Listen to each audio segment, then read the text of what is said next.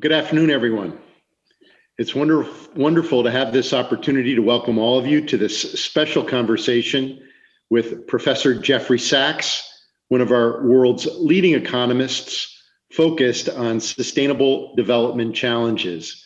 And Jeff, I want to thank you for joining us this afternoon. It's great to welcome you back for another conversation with our Georgetown community on the occasion of your latest book, The Ages of Globalization. And I also wish to thank our co-host for today's event, the Georgetown Global Cities Initiative, led by Professor Uwe Brandes, and we're grateful to Uwe for his leadership as faculty director of our Global Cities Initiative and as serving as moderator of today's conversation. Our Global Cities Initiative brings together faculty from across Georgetown to think creatively and to bring interdisciplinary perspectives to the opportunities and challenges experienced in our cities as more and more of our world's people live in urban communities. I wish to offer a special word of gratitude to Shwait Nair, who has studied Professor Sachs' work and engaged many areas of his scholarship during his time as a student in our School of Foreign Service. And in just a moment, I'll invite Shwait to introduce our speakers in greater detail. Over the course of his distinguished career, Jeff's exceptional insights have made him a widely sought after advisor for our international institutions, from governments around the world to his work with the United Nations. Through his writing, his past work at the Earth Institute at Columbia, and now at Columbia's Center for Sustainable Development, he has engaged with some of the most pressing questions facing our global community, sharing his deep expertise in issues of international, sustainable development, globalization, and global inequality and poverty. In this moment, as our international community confronts the pandemic and its impacts on people around the world, we are reminded of the urgent and imperative work of advancing the common good and of the resources and insights of leaders such as Jeff as we respond to these challenges. In his recent encyclical, shared last month, Fratelli Tutti, on fraternity and social friendship, the Holy Father, Pope Francis, reflects on the world's response to the global pandemic of COVID-19, describing the way that the pandemic has, in his words, quote, exposed our false securities as a global community, close quote. At the same time, he reminds us of the responsibilities that we have for one another and for the common good, writing, and I quote, "The COVID-19 pandemic has momentarily revived the sense that we are a global community, all in the same boat, where one person's problems are the problems of all. Once more, we realized that no one is saved alone. We can only be saved together," close quote. As we reflect on Pope Francis's words about this moment and the urgent call to work together for the common good, we are delighted to have with us Professor Sachs to share his perspectives and insights. And I'd like to once again express my gratitude to him for joining us this afternoon. And now it's my pleasure to turn it over to Shwait Nair to introduce our speakers. Shwait. Thank you, President Jadoya. If you've been anything like me these past few weeks, you've been really looking forward to the opportunity to have Professor Sachs with us in the Georgetown community. Professor Jeffrey D. Sachs is a university professor and director of the Center for Sustainable Development at Columbia University, where he directed the Earth Institute from 2002 until 2016. He is also president of the UN Sustainable Development Solutions Network and a commissioner of the UN Broadband Commission for Development. He has been advisor to 3 United Nations Secretary Generals and currently serves as a Sustainable Development Goals Advocate under Secretary General Antonio Guterres. He spent over 20 years as a professor at Harvard University, where he received his BA, MA, and PhD degrees. He has authored numerous bestseller books. His most recent book is The Ages of Globalization, Geography, Technology, and Institutions, published in 2020. Sachs was twice named as one of Times Magazine's 100 most influential world leaders, and he was ranked by The Economist as one of the top 3 most influential living economists. Uwe S. is a professor of the practice, faculty director of the Urban and Regional Planning program at the School of Continuing Studies, and faculty director of the Georgetown Global Cities Initiative. He also serves as the chair of the District of Columbia Commission on Climate Change and Resiliency.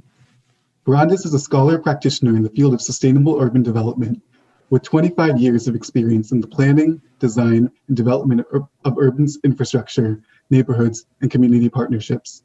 He holds a Master of Architecture from Harvard University and an AB in Engineering Science from Dartmouth College. Thank you so much, Shweta. Thank you. And thank you to President DeGioia and the President's Office for making this timely and unique opportunity possible for all of us. Before we begin our conversation with Jeff, I'd like to thank our audience for joining us via Zoom today and all the others joining us on Facebook Live. This dialogue will be recorded and it'll be posted for later viewing on the Georgetown Global Cities website. We have about an hour to engage Jeff in dialogue, and after a few opening questions that I'll ask Jeff, we'll have a live Q&A with members in the Zoom audience. In order to participate in the Q&A, attendees should submit a question through the Q&A feature at the bottom of your Zoom screen. Please indicate whether you're a student, faculty member, or a special guest. And please understand that we will be giving priority to questions posed by students. If you submit a question, please keep your eye on the chat and we will let you know if you've been selected and you should be ready to ask your question live on video. We have a terrific audience with us here today, and I'd like to invite everyone on the Zoom webinar to use the chat function to share with us the location from which you are joining us today. So Jeff, first and foremost, I'd like to welcome you to Georgetown. It is our great honor and pleasure to have you with us, and we're eager to enter into dialogue at this especially unique moment of time. It is a special moment, that's for sure, Uwe. And also let me thank President DeGioia, a great hero of mine and not only a fabulous university president, but a great moral leader and ethicist. And so it's always a pleasure for me to be able to be a part of the Georgetown community. And Shweta, thank you also very much for the kind introduction and for looking at some of my work over time. I really appreciate that. Jeff, you're an inspiration for so many of us, and your long track record of marrying research with stakeholder engagement is a posture that so many of us aspire to emulate. I'd like to welcome you to Georgetown and welcome you to this dialogue today. So we're here to explore your recently published book entitled The Ages of Globalization, Geography, Technology, and Institutions. And because of its breadth, I'm sure that this conversation will lead to many ideas and questions. And in order to kick us off, I'd like to begin with a foundational question and a personal one as well. And that is, the term globalization is now frequently used. It's common.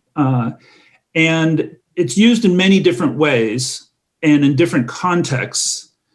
And indeed, as we know, the term has been politicized in many different contexts, including as a pejorative. So I'm wondering if you could help us to start this conversation. How do you define globalization? And why is it that you've chosen to position globalization as the subject of this book at this moment? I use the term to mean interdependence across space. So we are connected in the United States with what happens in Asia, Europe, Africa, Latin America, and those connections are through trade, through finance, through people, through the spread of ideas, technologies, migration, and of course, those interconnections become more and more intense and intensive, and the scope widens over time. And as we've entered our current age of digital globalization, we could not be more interconnected, in fact. And today I've been having meetings across 5 continents already today, because that's what we do. And it's vital, actually, to be able to think about all of the massive number of problems that we have. But when I got started, Uwe, in my career 40 years ago, I thought globalization was something relatively new. I knew that in the 19th century, free trade had broken out for a variety of political reasons, or what we learned to be free trade in the middle of the 19th century. And then came World War I and the Great Depression and World War II. And that, of course, meant not only disaster, but an implosion of trade. And then it was reestablished after World War II. And I thought that was the history of globalization. But the more I learned, and the more I knew, and the more I worked on problems across the world, inevitably you're pushed farther and farther back in time to try to find more fundamental roots of today's challenges or ways to understand problems. And indeed, as far back as we go as a species, we've been interconnected.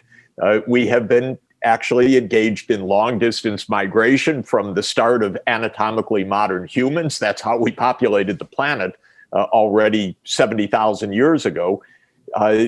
And we've been engaged in trade, long-distance trade, actually from prehistory. We find objects, amulets, or weapons, or precious stones that obviously came hundreds or thousands of miles from their original location, and yet they were moving even 10,000 years ago or 5,000 years ago in trade. So over time, I've tried to understand how this process of interdependence has evolved. And this book is, in a way, trying to give a summary but a holistic view of the nature of that interdependence. A lot of the debates in economics, in a kind of strange way, over the last 20 years have been whether institutions are key, whether ideas are key, whether geography is fundamental, whether technology is the driver of change. And the answer is it's all interconnected. So what I'm really trying to emphasize here is a holism, a perspective that I hope our students will gather, that they really need to understand the interconnectedness, not only of the planet, but of social and physical, political, economic, and technological systems, because these are systems of systems interacting. There is no one driver. It is the interconnections of ideas, of physical geography, of long-term climate change, and of the drivers of technology that pace this sequence of ages that I identify of interdependence. That's great. And let's continue along this theme and try to drill down into some of the frameworks that you establish in the book. And you track globalization as a function of long-term global change. And you, throughout the book, make this point that, as you've just made, that globalization has been expressed throughout history. But importantly, you signal and discuss how globalization has really accelerated dramatically in the recent past, and you describe this acceleration as super exponential, which I love that term. Can you connect with us these drivers that you refer to as global population growth, global urbanization, global output per person, and how they tie back to the subtitle of geography, technology, and institutions? Absolutely. Maybe it's a good place to start with a quotation of E.O. Wilson, the great evolutionary biologist at Harvard, and one of my gurus, and certainly one of my teachers about these long-term processes. He uses a phrase which is very evocative. He says, we have stumbled into the 21st century with our Stone Age emotions, our medieval institutions, and our godlike technologies. And what he's signaling is that the pace of change runs on different scales. The evolutionary pace of change is on the scale of tens of thousands of years, typically, at least for human species. We became, it is supposed anatomically modern humans, Homo sapiens sapiens, around 200,000 years ago. We forged many of our deep psychological traits on the African savanna. Our abilities to cooperate, our pair bonding, our many social aspects of human nature. Now, that changes slowly. That's the background that is common. And that common humanity, I think, is essential for us to understand. Humans really are one people, one species, and we have a shared human nature. That's good news. If we can find ways to deliberate peacefully with each other, we'll find that we have very deep common bonds. And I just want to hold that there because it's a crucial point for why we can manage peacefully in our world if we work at it. Now, technology and institutions change at a different pace. Our institutions, for example, the U.S. Constitution was devised in 1787 in the Constitutional Convention in Philadelphia, adopted 1789. It's been amended a couple dozen times since then. But basically, we're living under a political system that was created more than 200 years ago. And it's creaky, by the way. We can see it's not how you would design it right now on many points, but its durability is a plus on one side. It gives us a certain kind of stability, but it's also a difficulty in that it isn't up to some of the challenges we face. Then comes technology. Now, ironically, technology changed quite slowly for a lot of human history. One can discern improved arrowheads or spears over thousands of years in prehistory. One can then find the acceleration of technological change with the Holocene, the geologic epoch that we are now in, when agriculture begins and sedentary life for humans start. And when people are sedentary, they're more communal, and technology can develop more easily through the spread of ideas. But even there, thousands and thousands of years of very, very slow change. Then one sees some peak developments, animal husbandry, domestication, the horse, which I regard as one of the great breakthroughs of humanity around 3,500 years ago, when the horse is domesticated and becomes basically the automobile of the era for the next 4,000 plus years. Those breakthroughs come, but they're on the scale of millennia or maybe centuries.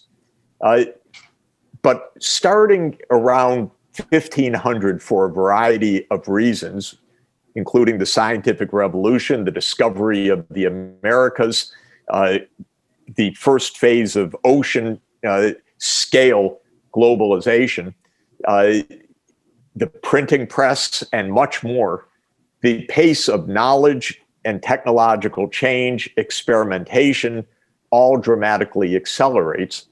And ultimately, this culminates in 1776 is a convenient year to pick, with not only the American Revolution and the publication of The Wealth of Nations by Adam Smith, the founding manuscript of my profession, but also with the steam engine. And the steam engine was the phenomenal technological breakthrough of industrialization.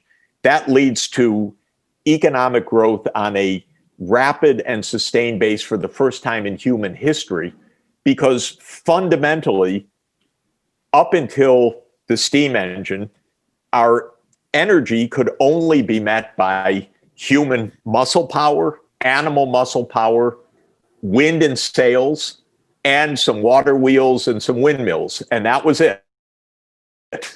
And economic historians have called that the organic economy, because it was basically what you could feed to animals that would then power the plow and other equipment. Now, once we tapped fossil fuels, everything accelerated tremendously. And super exponential growth, technically speaking, means that if you have exponential growth, which is a growth rate per year that is given, super exponential growth means that that rate of annual change is increasing over time. So it's not only exponential, say 2% per year, but it's 2% for a while, then it becomes 3%, and so on. And that is the kind of growth that we've had, both for output, but also for population, because as more food could be produced, that led to an astounding rise of population. When Thomas Robert Malthus wrote The Principles of Population in 1798, the population was around 900 million people. Now we have people on the planet, so roughly a tenfold increase from a time where it was thought we've reached the limits of population. We've had 10 times population growth since then. All of this has actually continued to accelerate as the scientific and technological revolutions have accelerated, have become profoundly institutionalized. And I marvel once a week on Fridays, my editions of Science and Nature magazine arrive by hardcover still in the mailbox. And the experience of reading any single week of Science or Nature is to remind us that we are in the most revolutionary period of knowledge imaginable. And it's literally so, because there are more scientists alive now than throughout all of human history combined in the past. The amount of breakthrough and the speed of breakthrough is beyond anything we've had before. We call it Moore's Law as the summary statistic that every 18 to 24 months, every dimension of computation, the transistor count, microprocessing capacity, storage capacity, connectivity capacity, terabytes that are sent and created in the digital age, that has continued to rise at a remarkable doubling rate of 18 to 24 months for the last 60 years. And if you do that for 60 years, that's a billions and billions fold increase. And that is why we're living in a period of transformation that is basically unrecognizable in the past. And we've all experienced it this year. I mean, with COVID, an ancient kind of disaster, but the response to it has been breathtaking, how every sector of our economies and every aspect of our lives could transform the way they did. Most of the economy just moving home, universities almost without missing a beat, moving online. It's really unimaginable. This is, of course, the first digital pandemic in history, but it is exemplary of this rapidity of change.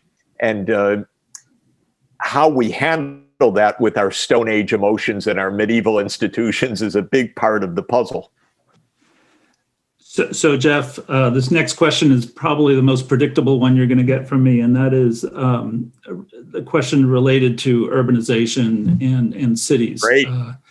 And I would like you to unpack the significance of global urbanization in the context of the new frameworks of sustainable development that you outline. And you introduce a really wonderful term in the book called confluence development. And I'm wondering if you could share with us, the significance that you attribute to global urbanization as a generator of opportunity on the one hand, and as a strategy for achieving this term of confluence development. Well, let me confess first, I'm a city boy born and raised, so I probably have some biases or limitations. But right now, it's estimated by the UN that 55% of humanity now lives in cities or in urban settlements, so-called. Though, as you know very well, and I think listeners know, the definition of what is urban is itself a bit contested and it varies across the planet. But let's say that it is a concentrated living in something we would recognize as a town or a city. That's over half the human population, and it will be 70 to 80% of humanity by mid-century. Why can one say that? Well, again, if you look at the long history of human beings, we were foragers for most of human history, from 200,000 years ago to 10,000 years ago. We hunted and gathered and fished, and we moved. We were not sedentary. Then came the end of the Pleistocene, the end of the last ice age, the warming of the planet, and the breakthroughs of agriculture in several places. And for the first time, people could be sedentary and live in villages. But if you look at what was the proportion of people living in what we would consider a city 5,000 years ago, would be a couple percent of humanity. Most people were living still in very dispersed conditions as, of course, subsistence farmers. Throughout a remarkable part of human history since then, from the beginning of agriculture, really until the steam engine, until the 19th century, the vast majority of humanity lived as farmers. And lived in rural areas, of course, along with that. And the estimated rate of urbanization in the world was consistently less than 10%. And there were a few distinct leaders of urbanization, Venice or the Netherlands in the 18th century. Britain became the first country, together with the Netherlands, to reach and become an urban society in the 19th century with the age of industrialization. But it was still true that the vast majority of humanity lived in subsistence farming until the 20th century. And indeed, it's only in the last decade that we passed the 50% mark, where more than half of the population now lives in cities. Why is that? The most fundamental reason is that farming got better. As it was possible to feed the planet with a smaller and smaller share of the population devoted to farming, naturally, economic forces would lead the rest of humanity, the rest of the labor force, into other activities, mainly into industry or services. And the key point of cities is that there are gains to living closely together. If you are in a service economy or you're in an industrial sector, transport costs are lower, face-to-face benefits of exchange are vastly higher. Services are more easily provided when you don't have to traverse vast distances to achieve services. So urban areas became the location for the non-mining, non-agricultural activities. And our cities were the workshops, they were the manufacturing centers. New York, of course, New York City was famous for its garment industry and other industries. And urban life took hold in proportion to the improvements of agriculture. Well, we're in a phase where agriculture continues to become mechanized. Now, the US population in farming is about 1% of the labor force. That means that 1 out of every 100 households can feed the other 99 households because the farms are so productive. They're huge, they're mechanized. Farmers tell me they don't really farm anymore. They sit on their self-driving tractors as the tractors with precision apply the fertilizers or harvest the crops with using advanced technologies. But that kind of mechanization of agriculture will be global and universal over time. The jobs won't be in agriculture. And the children of today's farmers will be the city denizens in the future.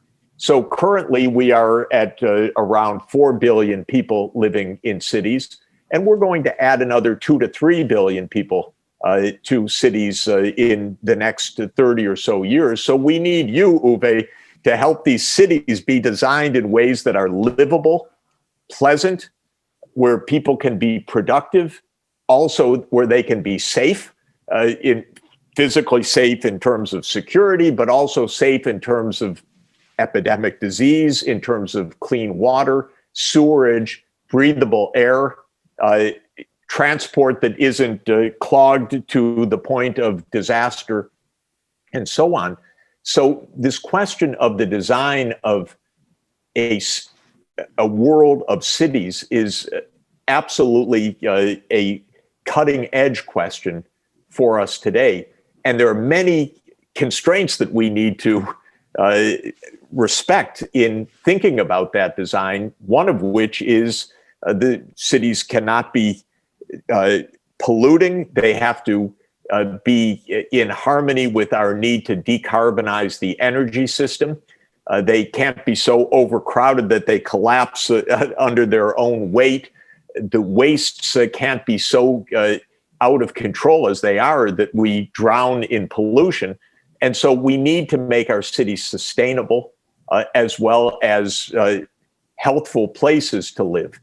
And it's actually worth mentioning just in passing that it was only in the 19th century, with the advent of modern infrastructure, clean water and sewerage, and then with vaccines and other public health interventions, that cities really became demographically safe, because up until the 19th century, cities had higher death rates than rural areas. Now it became the reverse. Once it was discovered that you ought to have safe water systems, sewerage, and be able to take care against other infectious diseases.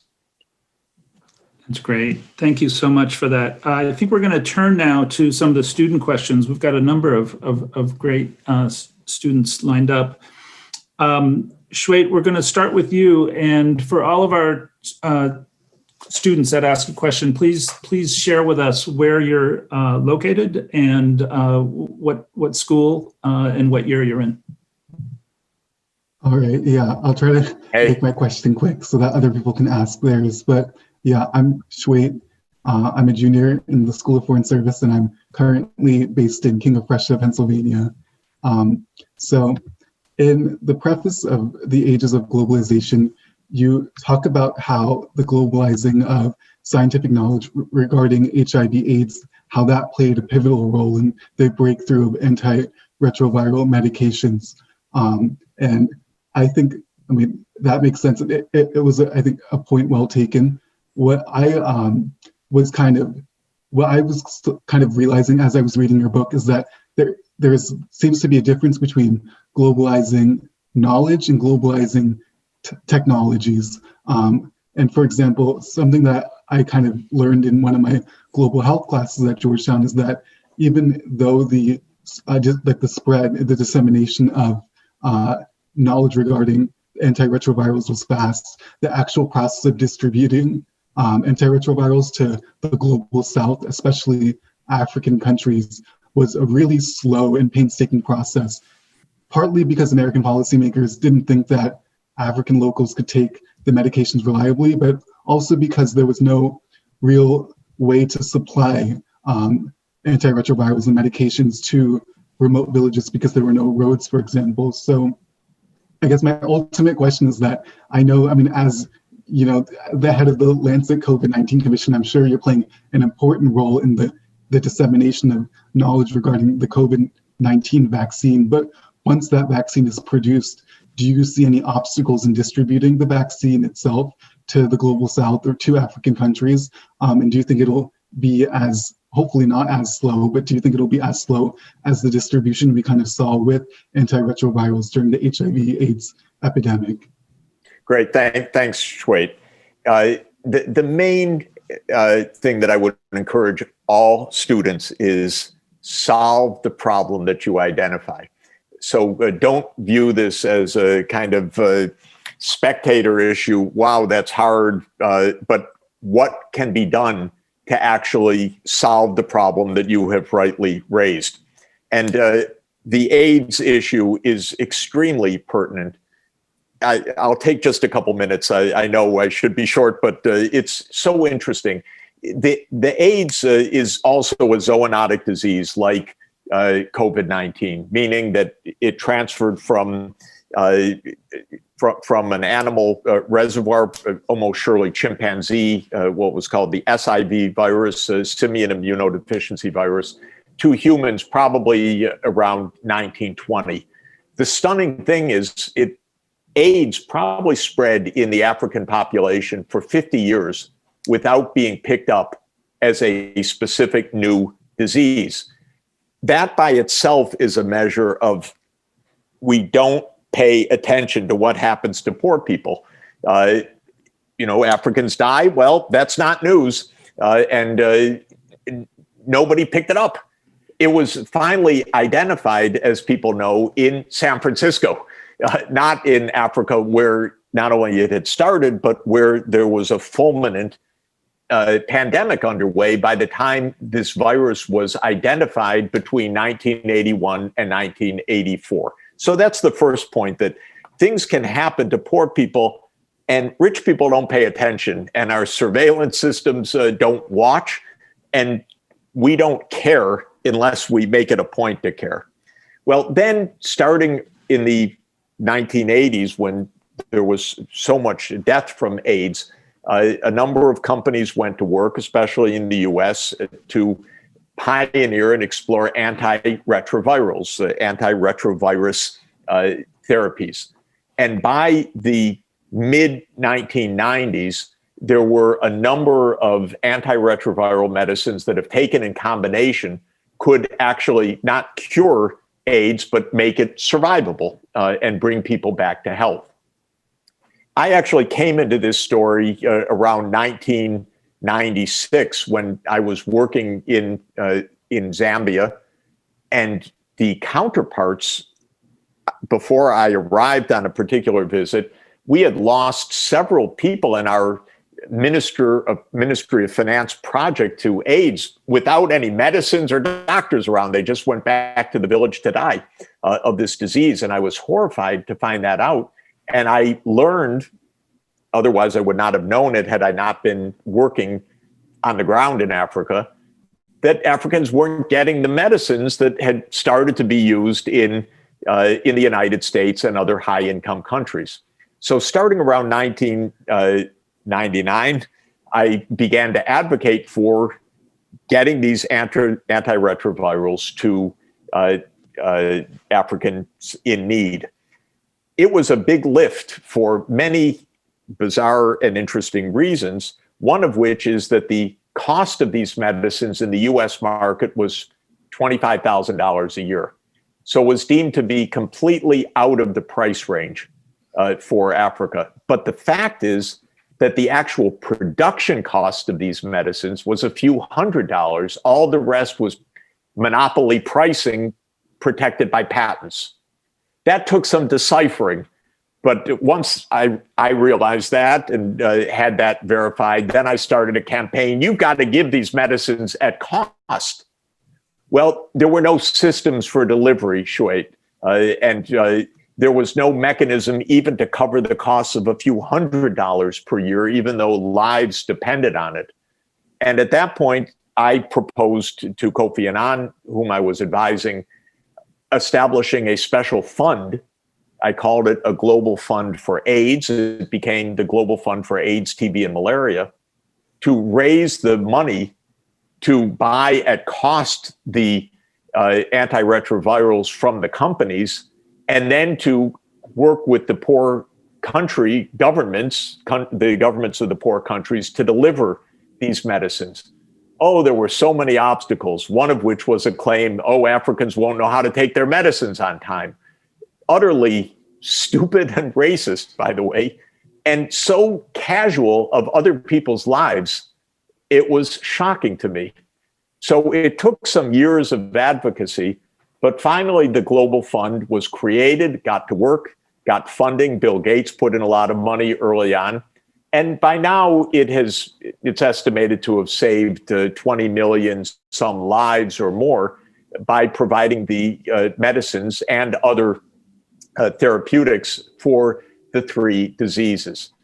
I raise all of this because it's a matter of constructing something that can work, and not to say it's too hard.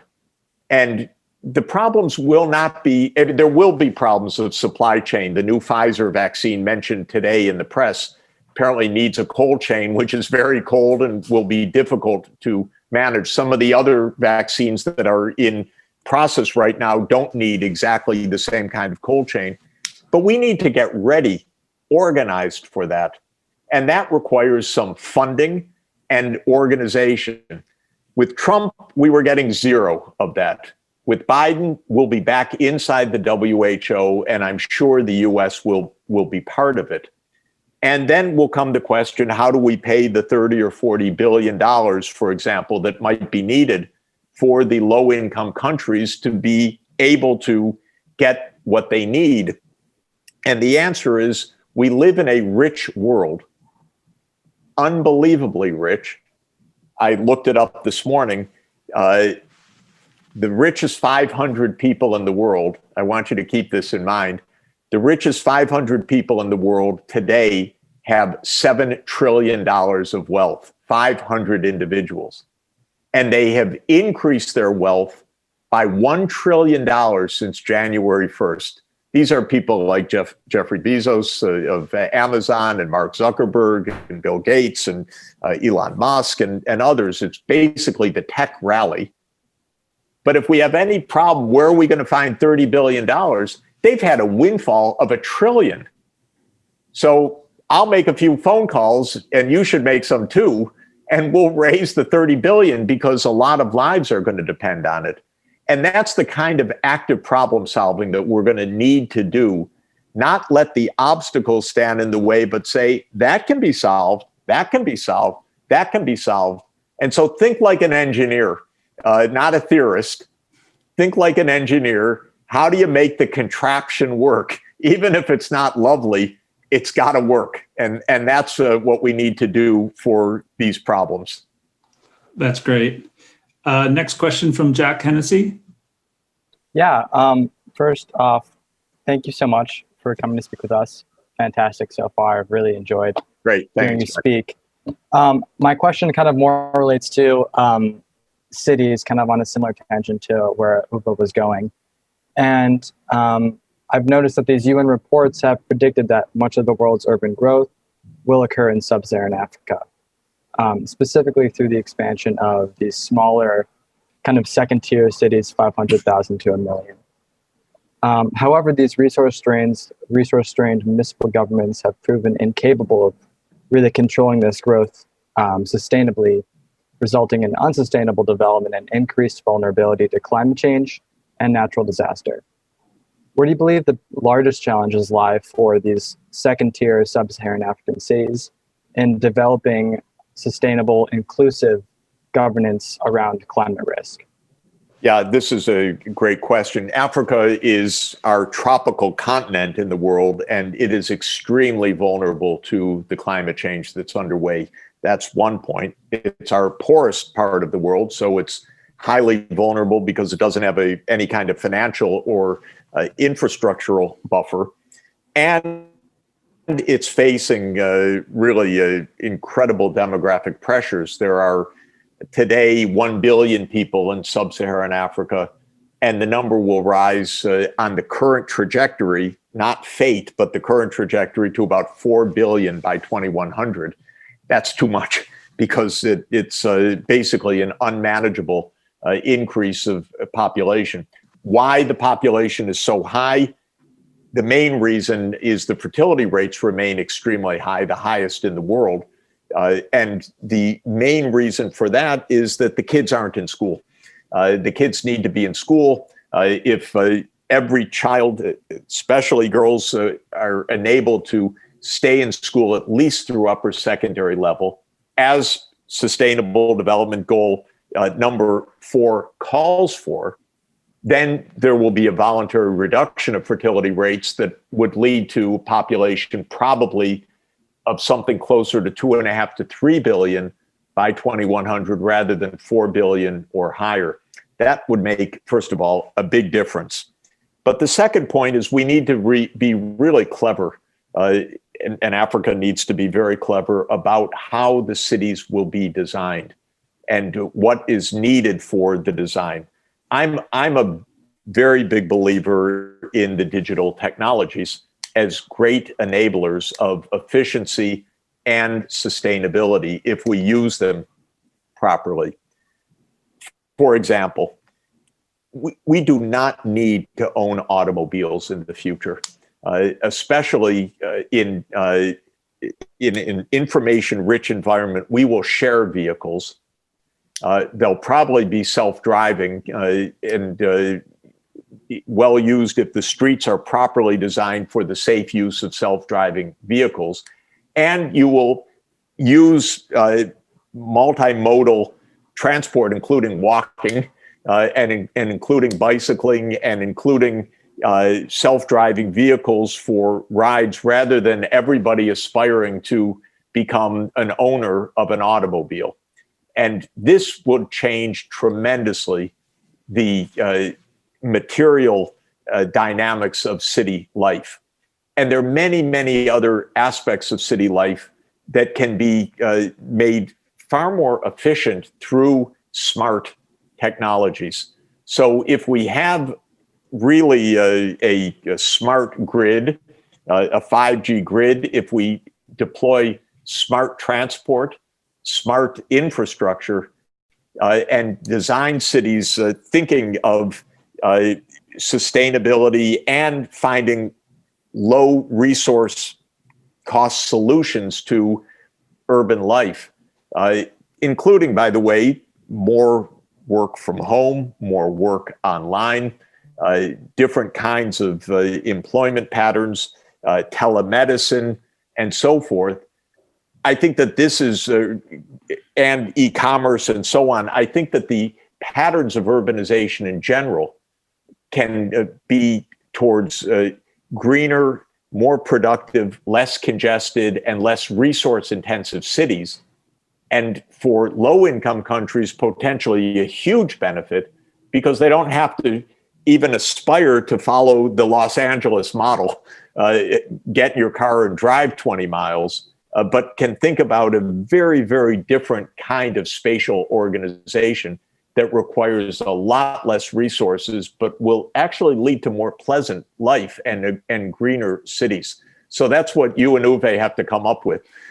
These models of digital urban cities that maximize what information can mean in resource efficiency for mobility, for commerce, and for the provision of services. And that will be a very, very big help. Jeff, we have about 10 minutes left, and we have 2 more questions. So I'm wondering, I'm going to ask both students to ask their questions, and then you can respond to both in one turn. So Mariana, can you introduce yourself and also share with us where you're calling in from? Absolutely. Thank you very much for speaking with us. Hi, my name is Mariana Asland. I'm a junior in the School of Foreign Service at Georgetown, and I'm calling in from Washington, D.C., actually. Great. So my question is a bit different. I'm thinking in light of the weaknesses in supply chains highlighted by the recent COVID pandemic and talk from various governments, notably China last week, about wanting to increase self-reliance. What do you think should be the United States policy regarding China moving forward in light of wanting to maximize globalization? That's great. Great question. And then Mohammed, why don't you ask your question? And then Professor Sachs will respond to both. Yes, thank you. My name is Mohammed. I'm a second-year student in the Global Human Development Program at the School of Foreign Service. My question has to do with governance. So with the acceleration in globalization and the increase of interdependence between nations around the world, do you see it that it is inevitable that there will has to be some sort of a global government at a certain point of time?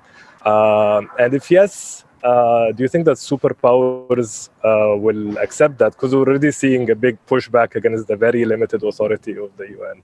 Where are you from, Mohammed? I'm from Egypt. From Egypt. Okay, very good. That's a crowded place, but a wonderful country. and the ultimate pioneers of bureaucracy for 5,000 years. So these are 2 great questions, and they are interconnected because they're about how different countries should live with each other. And let me say, first of all, the most important thing is cooperation. And for Americans to understand, China is not our enemy. We must not be in a new Cold War. China is not the source of our problems. China is not a perfidious power. China is a country that is extremely important with an ancient, proud, wonderful civilization that we can learn a lot from and that we should find cooperative approaches to. I've been aghast at the recent years. The rhetoric went from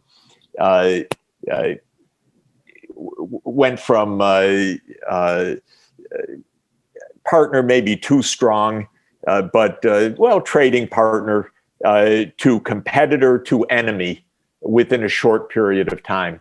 And I do want to flag that America has a bad tendency to crusade against enemies and get carried away. So we don't have time to go into the Cold War history, but we got carried away in an arms race that was extraordinarily dangerous and unnecessary. We got carried away with this so-called global war on terror, and we could get carried away with this China thing right now, which has become bipartisan, actually. Trump has been extremely crude about it, but a lot of Democrats find the politics of blaming China okay as well. China's by no means perfect, but neither are we. And I like to cite what I call Jesus Christ foreign policy, which is why do you point to the mote in the other's eye without regarding the beam in your own eye, as the Bible says it, meaning, of course, you can point to China's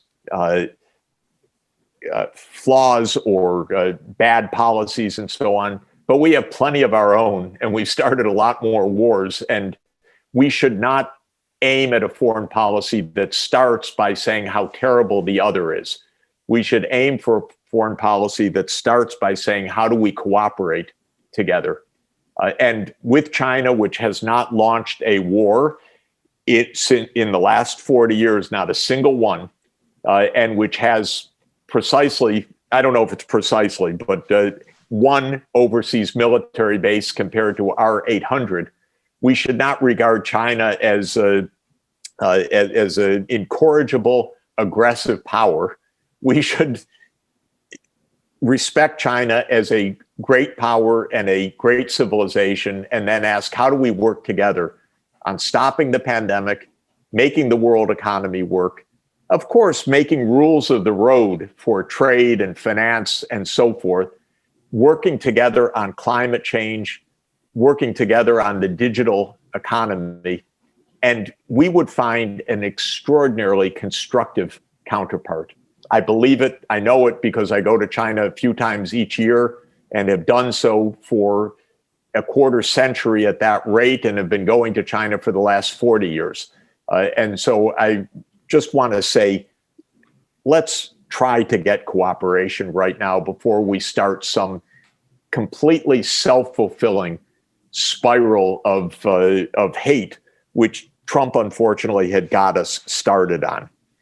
On Mohammed's question, which is very much related, the principle that it's a principle of the Catholic Church, which is I think a valid foreign policy principle as well, is the principle of subsidiarity. Subsidiarity says solve the problem at the lowest level of governance that you can. If an individual or a household can solve the particular problem, leave it with them. If it requires a city to solve the problem, providing local roads or clinics or schools, leave it there. If it requires a national government to solve the problem, that's a national public good, maybe national defense or something like that. If it is a global problem like climate change, then we need global governance at that level. You can't solve climate change at a national level because it's everybody putting up the greenhouse gases, not just one country. So we need global governance for that. So of course we need some global governance, but we don't need a global government per se.